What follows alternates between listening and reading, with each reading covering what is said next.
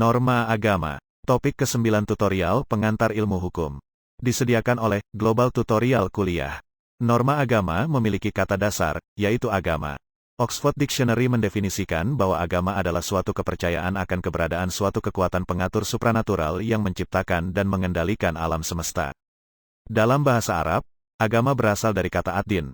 Kata ini mengandung arti menguasai, menundukkan, patuh, dan kebiasaan.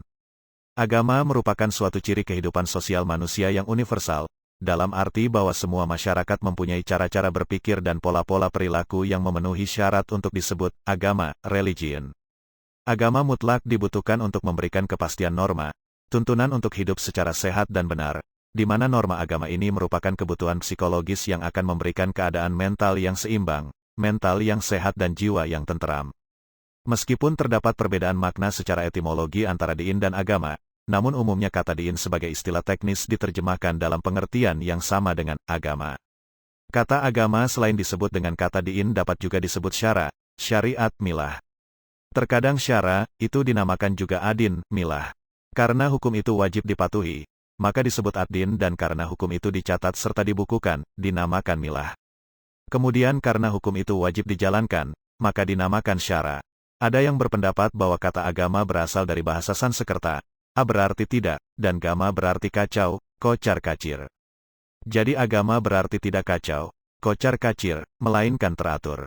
Pendapat lain, walaupun dari segi asal-usul kata sependapat, berbeda pendapat dari segi akar katanya. Agama berasal dari akar kata gam, yang berarti pergi, kemudian diberi awalan a, sehingga menjadi agam yang berarti kebalikan dari pergi, yaitu datang. Kalau diberi akhiran a, maka menjadi agama yang mempunyai arti kedatangan. Pendapat lain lagi mengatakan bahwa agama berasal dari kata a yang berarti tidak, dan gam yang berarti pergi. Jadi agama berarti tidak pergi. Agama dalam bahasa Arab adalah din yang menurut seorang ulama Islam berarti, aturan-aturan yang berasal dari Tuhan yang harus ditaati dan dikerjakan oleh manusia demi kebahagiaan manusia itu sendiri baik di dunia maupun di akhirat nanti. Agama juga merupakan sebuah kebutuhan fitrah manusia, fitrah keagamaan yang ada dalam diri manusia. Naluri beragama merupakan fitrah sejak lahir di samping naluri-naluri lainnya, seperti, untuk mempertahankan diri dan mengembangkan keturunan, maka agama merupakan naluri, fitrah, manusia yang dibawa sejak lahir. Agama memiliki peraturan yang mutlak berlaku dengan segenap manusia dan bangsa, dalam semua tempat dan waktu, yang dibuat oleh Sang Pencipta alam semesta sehingga peraturan yang dibuatnya itu betul-betul adil. Secara terperinci, agama memiliki peranan yang bisa dilihat dari aspek keagamaan, religius, kejiwaan, psikologis, kemasyarakatan, sosiologis, hakikat kemanusiaan, hunian natur, dan asal-usulnya, antropologis, dan moral, ethics. Aspek religius agama menyadarkan manusia, siapa Tuhannya. Faktor keimanan dalam hal ini sangat menentukan. Norma agama merupakan aturan-aturan yang berisi kewajiban-kewajiban, larangan-larangan, perintah-perintah, dan anjuran-anjuran oleh pemeluk atau penganutnya diyakini sebagai kaidah yang berasal dari Tuhan. Aturan-aturan itu tidak saja mengatur hubungan vertikal, antara manusia dengan Tuhan, ibadah, tapi juga hubungan horizontal, antara manusia dengan sesama manusia. Pada umumnya setiap pemeluk agama meyakini bahwa barang siapa yang mematuhi perintah-perintah Tuhan dan menjauhi larangan-larangan Tuhan akan memperoleh pahala. Sebaliknya barang siapa yang melanggarnya akan berdosa dan sebagai sanksinya, ia akan memperoleh siksa. Sikap dan perbuatan yang menunjukkan kepatuhan untuk menjalankan perintahnya dan menjauhi larangannya tersebut disebut takwa. Norma atau kaidah agama memiliki ciri-ciri antara lain, 1. Bersumber dari Tuhan. 2. Sanksinya bersifat internal, yaitu dosa, kecuali agama Islam karena merupakan ajaran dunia dan akhirat. Maka kaidah agama Islam memiliki sanksi eksternal yang bersumber dari Tuhan dan diterapkan di dunia oleh pemimpin umat yang diberi wewenang untuk itu. 3. Isinya ditujukan kepada sikap batin. 4. Norma atau kaidah agama bertujuan demi kepentingan pelakunya, yaitu agar manusia tersebut bebas dari azab dunia maupun akhirat.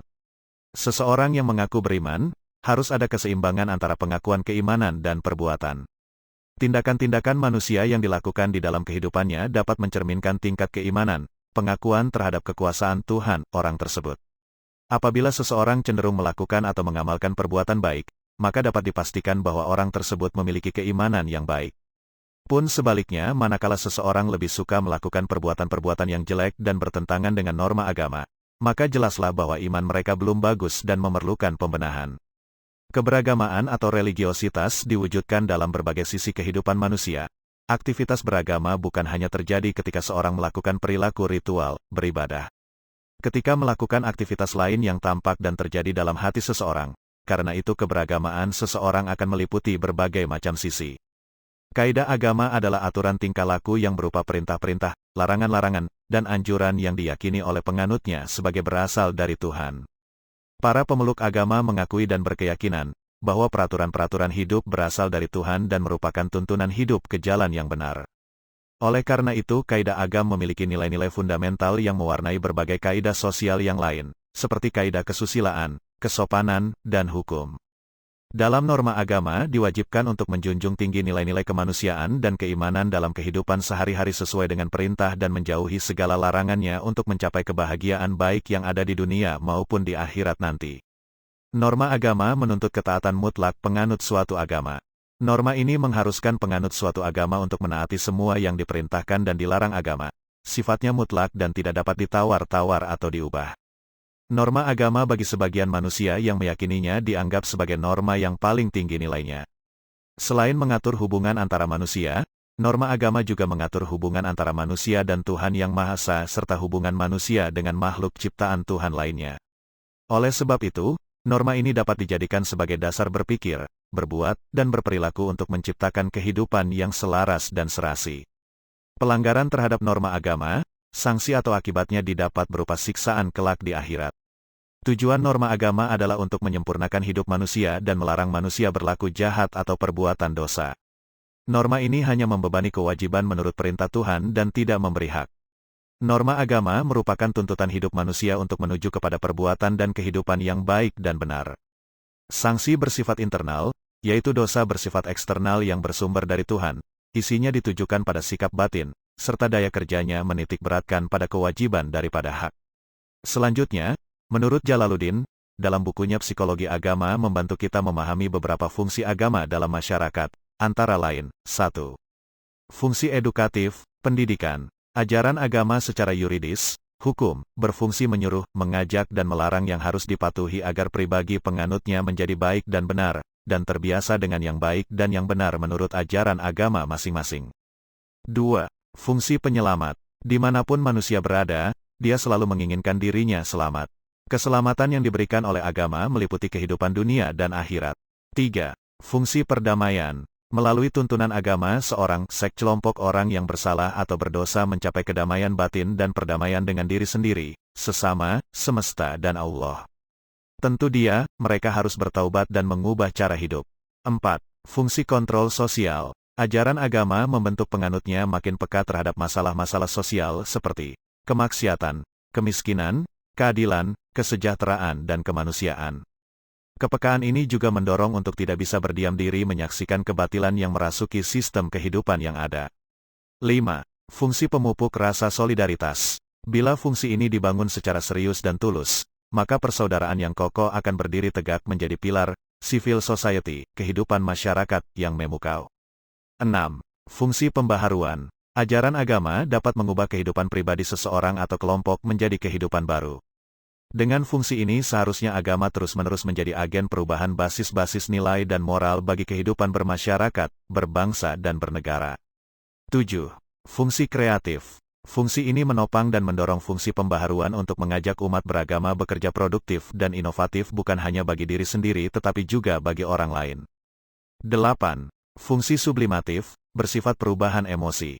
Ajaran agama mensucikan segala usaha manusia, bukan saja yang bersifat agamawi, melainkan juga bersifat duniawi.